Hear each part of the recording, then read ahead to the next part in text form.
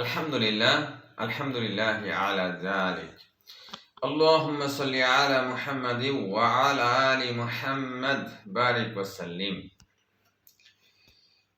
আজকে যে আলোচনাটা করা হবে সেটা হচ্ছে মানুষের অন্তরের মধ্যে যে কিছু রোগ থাকে সেগুলো বিষয়ে আলোচনা করা হবে। আমরা কালাম পাকের মধ্যে পাই ফি কুলুবিহিম মারাদুন, তাদের অন্তর হচ্ছে রোগাগ্রস্ত। অন্তর, এই আয়াত দ্বারা আমরা বুঝতে পারি যে অন্তরের মধ্যে বা কলবের মধ্যে রোগ থাকে। সেই রোগগুলো প্রসঙ্গেই আমরা আলোচনা করব সংক্ষিপ্তভাবে ইনশাআল্লাহ তাআলা। ওমা তাওফিকি ইল্লা বিল্লাহ। রাসূল সাল্লাল্লাহু আলাইহি ওয়াসাল্লাম ফরমান, তোমরা হিংসা হতে বেঁচে থাকো, কারণ হিংসা অবশ্যই নেক আমল সমূহকে এমনভাবে খেয়ে ফেলে যেমনভাবে আগুন লাকড়িকে খেয়ে ফেলে।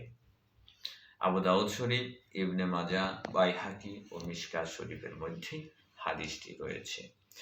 মানুষের অন্তরের মধ্যে যে রোগগুলো থাকে সুপ্ত অবস্থায়, এগুলো সহজেই বোঝাও যায় না, দেখাও যায় না। যেমন ভাবে মানুষ কোনো কিছুকে হাত দিয়ে ধরলে যেমন ওটার মধ্যে একটা ছাপ পড়ে থাকে, এটা খালি চোখে দেখা যায় না এবং এই ছাপটা কার সেটাও বোঝা যায় না।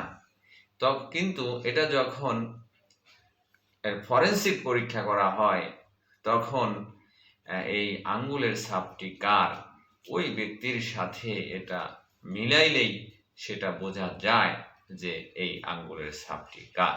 সুতরাং এভাবে আঙ্গুলের ছাপটা যেভাবে কোনো কিছুতে স্পর্শ করলে সুপ্তভাবে লেগে থাকে, এইভাবেই মানুষের অন্তরের মধ্যে কিছু রোগ সুপ্তভাবে লুকায়িত থাকে। এগুলো দেখাও যায় না, বোঝাও যায় না, কার্যক্রমে কোনো কোনো ক্ষেত্রে কিছুটা বোঝা যায়। এগুলো থেকে আমাদেরকে অবশ্যই মুক্ত থাকা ফরজ। সুতরাং সেই ফরজটা কি? বাধ্যতামূলক, অবশ্যই ম্যান্ডেটরি। এটা আমাদের করতেই হবে, তা না হলে আমাদের আমলগুলো একেবারে ধ্বংস হয়ে যাবে, নিঃশেষ হয়ে যাবে। শত আমল করে হিসাব করলেও কোনো কাজ হবে না। এরপরে আমরা আগাই। আল্লাহ রসুল সাল্লাল্লাহু আলাইহি ওয়াসাল্লাম বলেন, হিংসা ঈমানকে এমনভাবে নষ্ট করে দেয় যেমনভাবে সিবর নামক তিক্ত রস মধুকে নষ্ট করে দেয়। দাইলামি ও মিরকাত শরীফ এর মধ্যে হাদিসটি রয়েছে। রসুল সাল্লাল্লাহু আলাইহি ওয়াসাল্লাম বলেছেন, নিশ্চয় রাগ ঈমানকে এমনভাবে নষ্ট করে দেয় যেমনভাবে সিবর নামক তিক্ত রস মধুকে নষ্ট করে দেয়। বাইহাকি ও মিশকাত। প্রত্যেকটা মানুষের মধ্যে এই রাগ, হিংসা এগুলো থাকেই। সুতরাং এই সমস্ত কিছু থেকে আমাদের অবশ্যই এর থেকে বিরত থাকতে হবে। সেই বিরত থাকার জন্য আমাদের কিছু কার্যক্রম, কিছু রোগ থাকলে যেমন চিকিৎসা নিতে হয়, এরকম ভাবে এর থেকে বাঁচার জন্য আমাদের চিকিৎসা আছে, ইলম অর্জনের মাধ্যমেই এটা করতে হয়। এরপর আমরা যাব, হাদিস শরীফে আছে, মান কানা ফি কলবিহি মিসকালা যাররাতিন মিন কিবার। রাসূলুল্লাহ সাল্লাল্লাহু আলাইহি ওয়াসাল্লাম বলেছেন, যার কলবে বিন্দু পরিমাণ অহংকার থাকবে সে বেহেশতে প্রবেশ করতে পারবে না। সুতরাং অহংকার বড়ই ভয়ানক একটা ক্ষতিগ্রস্ত বিষয়, যেটা মানুষের অন্তরে সুপ্তভাবে থাকে। হযরত রাসূল মকবুল সাল্লাল্লাহু আলাইহি ওয়াসাল্লাম ফরমান, আল্লাহ তাআলা বলেন, অহংকার হলো আমার চাদর আর বরত্ব হলো আমার লুঙ্গি। কাজেই যে ব্যক্তি এর কোনো একটা নিয়ে টানাটানি করবে আমি তাকে জাহান্নামে প্রবেশ করাবো। অন্য রিওয়ায়াতে আছে, আমি তাকে জাহান্নামে নিক্ষেপ করব। মুসলিম, আবু দাউদ, ইবনে মাজাহ। হযরত রাসূল করিম সাল্লাল্লাহু আলাইহি ওয়াসাল্লাম ফরমান, দুটি ক্ষুধার্ত বাঘকে ছাগলের পালের মধ্যে ছেড়ে দিলে ততটুকু ক্ষতি সাধন করতে পারে না যতটুকু মানুষের মাল সম্পদ এবং সম্মান লাভের আকাঙ্ক্ষা করা তার দিনের পক্ষে ক্ষতিকর। আমাদের মধ্যে যে রোগ থাকে, মাল সম্পদ উপার্জনের বেশি থেকে বেশি এবং সম্মান লাভের আকাঙ্ক্ষা, এটাও তার ক্ষতিকর একটি বিষয়। এরপরে অন্য একটি হাদিস আমরা পড়ি। হযরত রাসূল মকবুল সাল্লাল্লাহু আলাইহি ওয়াসাল্লাম ফরমান, ধ্বংসকারী বস্তুগুলো হলো কুপ্রবৃত্তির অনুসারী হওয়া, লোভ লালসার অনুগত হওয়া এবং কোনো মানুষের নিজেকে ভালো মনে করা। আর এই হলো সেগুলোর মধ্যে সর্বাপেক্ষা জঘন্য। এই সমস্ত কিছু থেকেও আমাদের বিরত থাকা অবশ্যই কর্তব্য, এবং এটা এমনিতেই বিরত আমি থাকার নিয়ত করলাম আর এটা হয়ে গেল না। এটা থাকার জন্য আমাদের কিছু কার্যক্রম অবশ্যই অবলম্বন করতে হবে, তাছাড়া কোনো ক্রমে সম্ভব নয়। এরপরে আমরা আগাই। নিশ্চয় রাসূল সাল্লাল্লাহু আলাইহি ওয়াসাল্লাম বলেছেন, নিশ্চয় সামান্য পরিমাণ রিয়া ও শিরিক। ইবনে মাজাহ, বাইহাকি, মিশকাত শরীফ। এরপরে আরেকটি হাদিস, নিশ্চয়ই রাসূল সাল্লাল্লাহু আলাইহি ওয়াসাল্লাম বলেছেন, আমি তোমাদের ব্যাপারে সর্বাপেক্ষা বেশি ভয় করছি যা নিয়ে, তা হলো ছোট শিরক। লোকেরা প্রশ্ন করল, ইয়া রাসূলুল্লাহ, ছোট শিরক কি? জবাবে তিনি বললেন, তা হলো রিয়া। রাসূল সাল্লাল্লাহু আলাইহি ওয়াসাল্লাম তিনি বলেছেন, দুনিয়ার মহব্বত হলো সমস্ত গুনার মাথা। হুব্বুদ দুনিয়া রাসু কুল্লি খতিআ।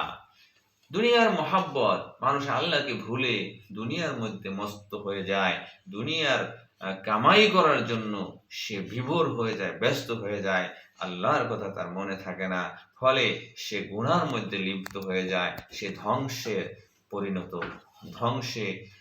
ধ্বংসযোগ্য কাজ তার দ্বারা হতে থাকে।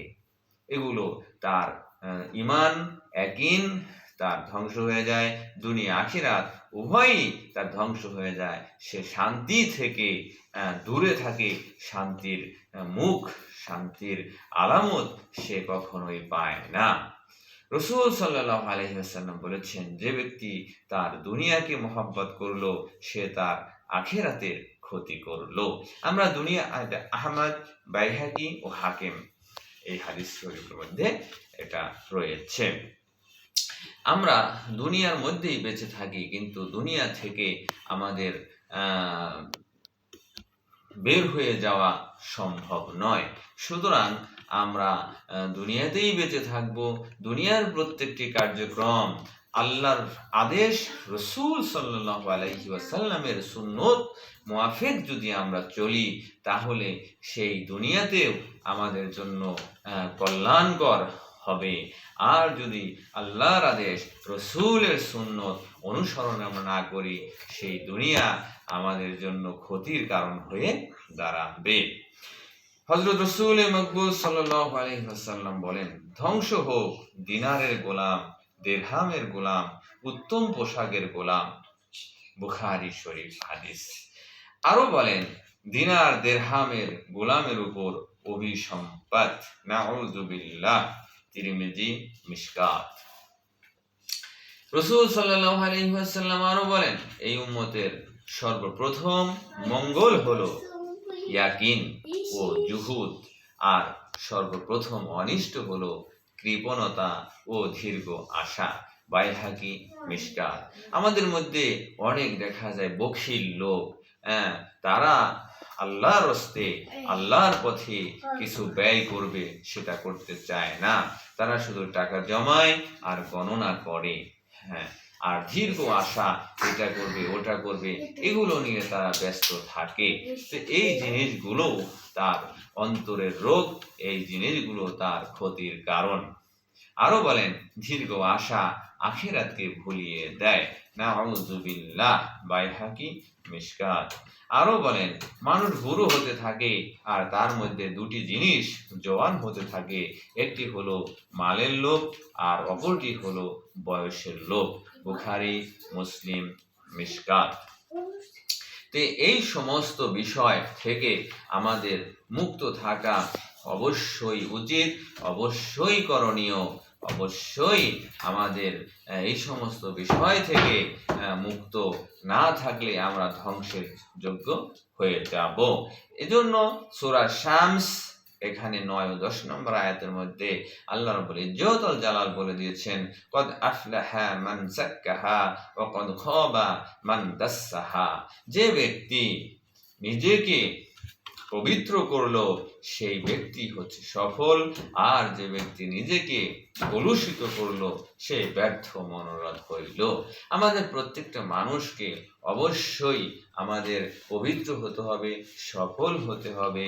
আমাদের নিজেকে ব্যর্থতায় পর্যবসিত করা যাবে না, নিজেকে ধ্বংসযজ্ঞের মধ্যে ফেলে দেওয়া যাবে না। এই সমস্ত বিষয় হলো অন্তরের রোগ। মানুষের মধ্যে এই সমস্ত রোগগুলো রয়েছে।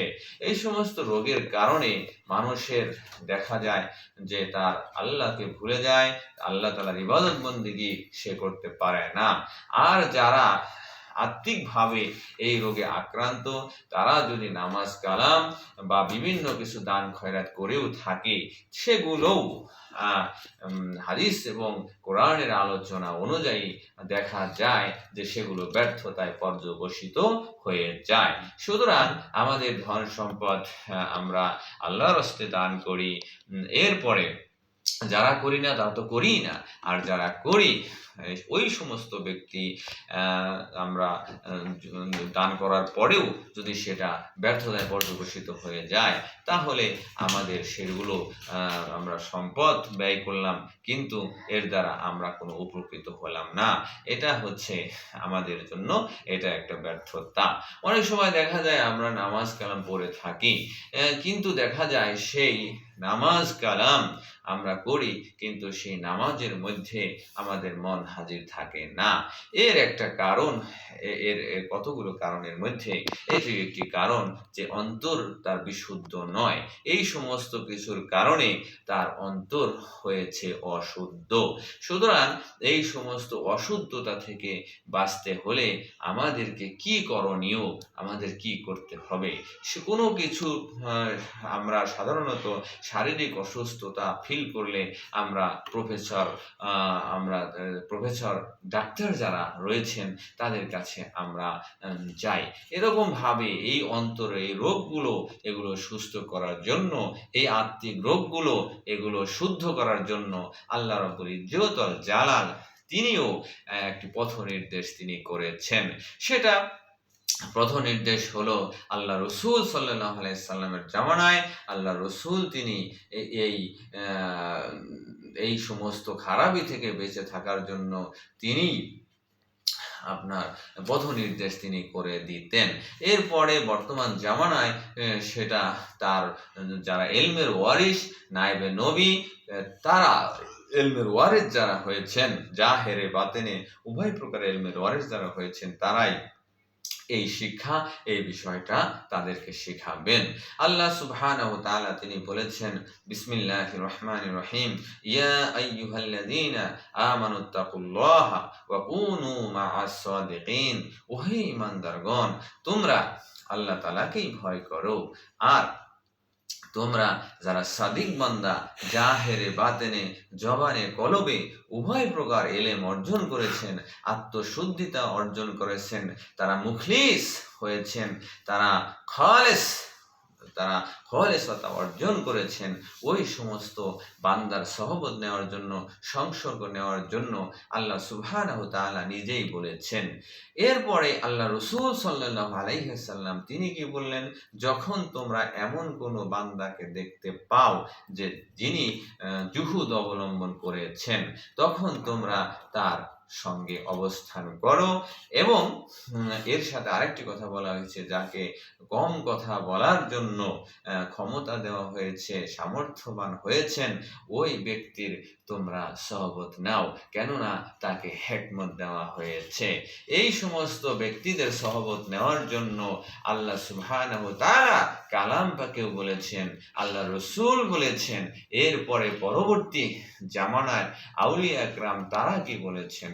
তারাও একই কথাই বলেছেন যে গর্ত খাহি হাম নশিনী বা খোদা, গো নশিনী আন্দর হুজুরে আউলিয়া। তুমি যদি আল্লাহর নৈকট্য পেতে চাও তাহলে আউলিয়া একরামের দরবারে বসে যাও। এরপরে আরও আছে, সহবতে সলে তোরা সলে কুনান, সহবতে তলে তোরা তলে কুনান।